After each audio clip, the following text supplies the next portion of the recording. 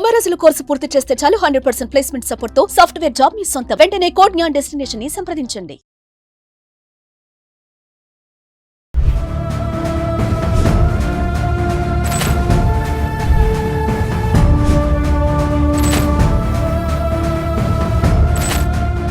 Hi hello నమస్తే, welcome back to Suman TV. ప్రస్తుతం మనతో పాటు ఉన్నారు అడ్వకేట్ డాక్టర్ సల్మాన్ రాజ్ గారు. సార్తో మాట్లాడదాం. నమస్తే అండి. నమస్తే సార్, ఇప్పుడు పాస్టర్ ప్రవీణ్ పగడాల ఇన్సిడెంట్ చూసుకుంటే చాలా అది ఒక మొత్తం అన్ని వీడియో ఛానల్ కానీ మీడియాలో కానీ ఒక సెన్సేషన్ అయిపోయింది అనుకోవచ్చు. ఈ మధ్య కాలంలో చూసుకుంటే ఈయన కొంచెం పైకి వస్తున్నారు, మాటలు ఆయన గురించి మాట్లాడుకోవడం కూడా జరుగుతుంది. ఈ క్రమంలో ఇలా జరగడం అనేది ఒక బాధాకరమే. మరి అసలు దీన్ని కొంతమంది మత రాజకీయాల వల్ల జరిగినటువంటి కుట్ర అని అంటున్నారు. అంటే అసలు అలా అంటే మీ అనాలిసిస్లో ఏం చెప్తారు? బేసిక్గా పాస్టర్ ప్రవీణ్ పగడాల గారు, ఐ నో హిమ్ అండి. అంటే హనీ జాన్సన్ కేసులో అంతకుముందు Honey Johnson pastor garu arrest అయినప్పుడు హీ కాంటాక్టెడ్ మీ. సో అట్లా since then we know each other. ఈయన ఏంటంటే he was working, pastor Praveen Pagadala ఆయన రక్షణ టీవీలో పనిచేసేవారు. సో రక్షణ టీవీలో ఉండగా ఆయన కొన్ని ప్రోగ్రామ్స్ చేశారు. అంటే calling different religious heads and different religious ప్రీస్ట్లను పిలిచేసి ఆయన చేశారు. సో దాంట్లో దే వాజ్ ఒక పర్టికులర్ డిబేట్ అది కూడా పెట్టారు. సో వీటి వల్ల కూడా we don't know like what exactly ఏం జరిగిందో, ఎందుకు టార్గెట్ అయ్యారు. ఫస్ట్ ఏం చేశారు, నాకు మొన్న ఫోన్ వచ్చింది. ఆయన Vijayawada minority commission vice chairman call చేసి, అన్న ఇట్లా ప్రవీణ్ గారు చనిపోయారన్న, యాక్సిడెంట్ అన్నారు. అప్పుడు దాకా ఇంకా మనకి న్యూస్ ఇంకా ఎవరికి తెలియలేదు. ఫస్ట్ అక్కడ వాళ్ళ ఫ్యామిలీ, వాళ్ళ బ్రదర్ ఇన్ లా ఆయనకి అక్కడ సిఐ కాల్ చేస్తే వెంటనే ఆయన వెళ్ళారట. ఫ్యామిలీ మెంబర్స్ తప్ప వేరే వాళ్ళకి అంత ఇంకా తెలియలేదు. ఆ టైంలో ఏంటి అని ఆరా తీస్తే ఫస్ట్ యాక్సిడెంట్ అన్నారు. కానీ మధ్యాహ్నం కల్లా చూస్తే అది యాక్సిడెంట్ కాదు, ఇట్స్ అ మర్డర్ అని చెప్పి ఒక ఫ్యూరోర్ మొదలైంది విత్ ఇన్ ఫ్యూ అవర్స్. నాకు మార్నింగ్ 9 అట్లా తెలిసింది. తర్వాత బై ఆఫ్టర్నూన్ చాలా వీడియోస్ అవి రావటం మొదలుపెట్టినాయి. ప్రతి చోట కూడా మన క్రిస్టియన్ వాట్సాప్ మెసేజెస్ గ్రూప్స్లో కూడా ఈ మెసేజెస్, ఈ ఫొటోస్ రావటం. ఇది యాక్చువల్లీ ఇక్కడ ఏం జరిగిందంటే, ఆయన హైదరాబాద్ టు విజయవాడ, విజయవాడ టు రాజమండ్రి, రాజమండ్రి నుంచి మళ్ళీ రాజారాం నగర్ అని చెప్పి అక్కడికి వెళ్తుండగా మధ్యలో కొవ్వూరు అని ఒక విలేజ్. ఈ కొవ్వూరు విలేజ్ సీసీటీవీలో ఆయన టోల్ గేట్ దగ్గర క్యాప్చర్ అయ్యారు. ఆశ్చర్యకరం ఏంటి అంటే, కొవ్వూరు టీవీలో ఈయన క్యాప్చర్ అయినప్పుడు ఆయనకి ఎన్ఫీల్డ్ వెహికల్ ఉందండి, బుల్లెట్ బండి, అది టీఎస్ రిజిస్ట్రేషన్. మీరు ఫుటేజ్ చూస్తే నిన్న యాక్చువల్లీ ఎస్పీ గారు, కిషోర్ గారు, ఆయన నిన్న ఒక ప్రెస్ కాన్ఫరెన్స్ పెట్టి ఎస్పీ గారు ఈ ఫుటేజెస్ ఇవన్నీ కూడా రిలీజ్ చేయడం జరిగింది. ఆయన ఒక ప్రెస్ కాన్ఫరెన్స్ పెట్టారు. దాంట్లో కొన్ని కీలకమైన విషయాలు చెప్పారు, which I will come to it. ఈ ఫుటేజ్ చూస్తే ఏంటి అంటే, అప్పటికే హెడ్ లైట్ పగిలుందండి. ఆయన ఎన్ఫీల్డ్ చూస్తే హెడ్ లైట్ పగిలుంది. తర్వాత ఆయన దాన్ని రైడ్ చేసే విధానం నార్మల్గా లేదు. మెయిన్ రోడ్ ఏదైతే ఉందో, రోడ్డు పైన కాకుండా పక్కన సైడ్ వే ఏదైతే ఉందో దాంట్లోంచి మెల్లిమెల్లిగా నార్మల్గా నడపట్లేదు, కష్టంగా పెయిన్ఫుల్గా నడుపుతున్నారు. అంటే ఏంటి, ఆల్రెడీ అప్పటికే ఏదో దాడి జరిగింది. ఒకవేళ యాక్సిడెంట్ అయ్యి ఉంటే హెడ్ ఆన్ కొలైజన్ అయ్యి కూడా హెడ్ లైట్ పగిలింది అని అనుకోండి, బ్యాక్ లైట్ ఎట్లా పగులుతుంది? బ్యాక్ లైట్స్ ఉన్నాయి. ఇప్పుడు సైడ్లో పడ్డా ఇండికేటర్స్ పగలాలి. Indicators are intact. మీరు ఆ ఫుటేజ్లో చూస్తే ఓన్లీ ఆయన రైట్ సైడ్ ఇండికేటర్ వేసుకొని డ్రైవ్ చేస్తున్నారు, ఎందుకంటే హెడ్ లైట్ లేదు. అప్పటికే సంథింగ్ హ్యాపెన్. సో దాడి అప్పటికే జరిగిందా, లేదంటే అంతకుముందు ఏమైనా యాక్సిడెంట్ అయిందా? యాక్సిడెంట్ ఒకవేళ అయ్యి ఉంటే ఈ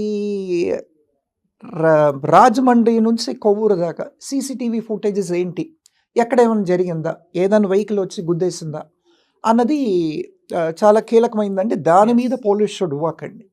proper investigation should be revealed. నేను ఎస్పీ గారు ఏంటి, కొవ్వూరు ఫుటేజ్ రిలీజ్ చేశారు. కొవ్వూరు ఫుటేజ్ రిలీజ్ చేసిన తర్వాత కొవ్వూరు నుంచి కొంచెం ముందుకు వెళ్ళిన తర్వాత ఆయన సర్వీస్ రోడ్లోకి వెళ్ళారు. దాని వెనకాల 2 కార్స్ ఏవో వచ్చినాయి. ఆయన చెప్పడం, ఎస్పీ గారు చెప్పడం ఏంటి అంటే, ఒక 7 వెహికల్స్ వెళ్ళినాయి అక్కడ నుంచి. ఈ వెహికల్స్లో ఏ వెహికల్ అయినా ఆయన్ని గుద్దేసి వెళ్ళిపోయిందా అన్నది ఒక క్వశ్చన్.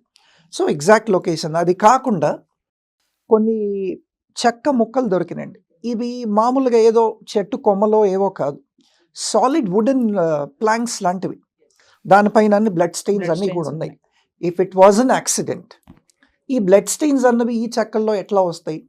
తర్వాత అక్కడి నుంచి ఒక 10 to 20 meters లాంగ్ ఒక 3-4 పీసెస్ పడున్నాయి. అంటే ఆ చెక్క ముక్కల్ని చూస్తే ఏంటంటే అవి తీసుకొని దాంతో ఎవరినైనా బాధితే కానీ అవి పగిలి ముక్కలు అవ్వవు. ఒకవేళ దాంతో బాధపోతే యాక్సిడెంట్ అయ్యి ఉంటే ఆ చెక్క ముక్కలు విరిగిన తర్వాత ఆ ముక్కల పైన బ్లడ్ స్టెయిన్స్ ఏంటి, అదొకటి. తర్వాత ఇంకొకటి గమనించింది ఏంటి అంటే ఈ చెస్ట్ ఏరియాలో ఒక బ్లడ్ మార్క్స్ ఉన్నాయి. అదేంటి అని క్లోజ్గా దాన్ని మానిటర్ చేస్తే ఇట్స్ యాక్చువల్లీ ఫుట్ ప్రింట్ అని చెప్పి అంటున్నారు. ఒకవేళ అంటే ఎవరో ఛాతీ పైన కాలు పెట్టి తన్నారు, దాని తర్వాత ఈ కర్రలతో కొట్టారు అన్న ఒక వాదన ఉంది. ఇది కాకుండా తలకి బాగా గాయాలు తగిలేయండి, ఫేస్ అంతా స్వోలెన్. ఆయన కొంచెం ఫేర్గా ఉంటారు. మొన్న బాడీ వీళ్ళు రికవర్ చేసుకున్న తర్వాత చూస్తే ఏంటి అంటే ఈ పార్ట్ అంతా కూడా, ఈ చీక్స్ కానీ, ఈ లోవర్ జా కానీ, ఈ అప్పర్ లిప్స్ కానీ, ఇదంతా కూడా స్వోలెన్ ఉంది, కమిలిపోయి బాగా స్వెల్లింగ్ వచ్చేసి. ఎవరైనా బాగా కొడితే తప్ప ఇట్లాంటి స్వెల్లింగ్ రాదు అన్న ఒక వాదన ఉందండి. ఇప్పుడు మామూలుగా పడితే ఒకవేళ స్పాట్ డెడ్ అనుకోండి, పడిన తర్వాత ఈ స్వెల్లింగ్ అన్నది వెంటనే రాదు కదా. పడిపోయిన తర్వాత ఇంజురీ ఉంటే సివియర్ బ్లీడింగ్ అయిపోయి దెన్ డెత్ మే ఆకర్. ఇవన్నీ కూడా చూస్తే it points out that definitely ఎవరో కాన్స్పిరసీ చేసి, ఎవరో ఈ ప్లాన్ హ్యాక్ చేసి ఆయన పైన దాడి చేసి చంపారు అన్న ఒక వాదన ఉంది. సో అది ఎవరు చంపారు, ఎందుకు చంపారు, ఏంటి అన్నది we have to actually conduct a deep investigation. ఇప్పుడు ఈరోజు మార్నింగ్ 11:30-12కి సెకండ్ వైడ్ సెండరీ బాప్టిస్ట్ చర్చ్లో ఆయన ఇది ఉందండి, క్రిమేషన్ ఉంది. So lot of people have gone there. ఈ క్రీమేషన్ అయ్యింది, బాడీ హ్యాండ్ ఓవర్ చేశారు, కానీ ఎఫ్ఎస్ఎల్ రిపోర్ట్ ఇప్పుడు దాకా రిలీజ్ చేయలేదు. సాధారణంగా ఎఫ్ఎస్ఎల్ చేసేయాలి, మార్నింగ్ కండక్ట్ చేసినా కానీ by evening or next day చేయాలి. ఎఫ్ఎస్ఎల్ రిపోర్ట్ చూసిన తర్వాత ఆ బాడీ పైన అంతా కూడా ఇంజ్యూరీస్ అని చెప్పి అంటున్నారు ఫ్యామిలీ మెంబర్స్ అంతా కూడా. బాడీ పైన వేరియస్ ప్లేసెస్లో ఉన్న ఇంజ్యూరీస్ ఏంటి, యాక్సిడెంట్ వల్ల వచ్చినాయా లేదంటే ఎవరైనా దాడి చేసి బాగా కొట్టడం వల్ల వచ్చినాయా అన్నది కూడా ఎఫ్ఎస్ఎల్ రిపోర్ట్ చూసిన తర్వాతే నిర్ధారించవచ్చు. And what is the cause of death? ఆయన చనిపోయారు, ఆయన చనిపోయిన తర్వాత ఆ కాజ్ ఆఫ్ డెత్ ఏంటి?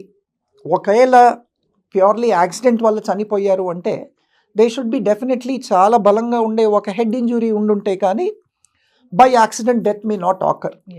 అది కాకుండా బాడీ వేరే పార్ట్స్ పైన ఒకవేళ ఇంజురీ ఉంటే it does not lead to mortality or it does not lead to death. So what is the cause of death anadi the police has to investigate properly. The police has to release to all the Christian community the FSL report. The police has to also investigate between Rajahmundry and Kovur, not just after Kovur. ఏం జరిగింది exactly Rajahmundry Kovvur మధ్యలో ఏం జరిగింది, ఈ మధ్యలో CCTV footages అన్నీ కూడా వీళ్ళు కీలకంగా పరిశీలించి ఆ కోణంలో కూడా ఇన్వెస్టిగేట్ చేయాలండి. దాని తర్వాత ఈయన హైదరాబాద్ నుంచి బయలుదేరి వచ్చినప్పుడు ఈ స్టార్టెడ్ ఆన్ హిస్ బుల్లెట్ అండి. హైదరాబాద్ నుంచి రాజమండ్రి దాకా కూడా సీసీటీవీ ఫుటేజ్ చూడాల్సిన అవసరం ఉందండి. ఎందుకంటే మధ్యలో ఇంకేమన్నా జరిగిందా, ఆ కొవ్వూరుకి వచ్చిన తర్వాత ఆయన ఎందుకు నడపలేకపోతున్నాడు, ముందు హెడ్ లైట్ ఎందుకు పగిలింది, ఓన్లీ ఇండికేటర్ ఎందుకు వెలుగుతుంది. ఇప్పుడు ఒక యాక్సిడెంట్లో హెడ్ లైట్ పగిలితే దానిపైన క్రాక్స్ రావటమో లేదంటే పగిలి ఒక కొంచెం పార్ట్ ఊడిపోవటమో జరగాలి.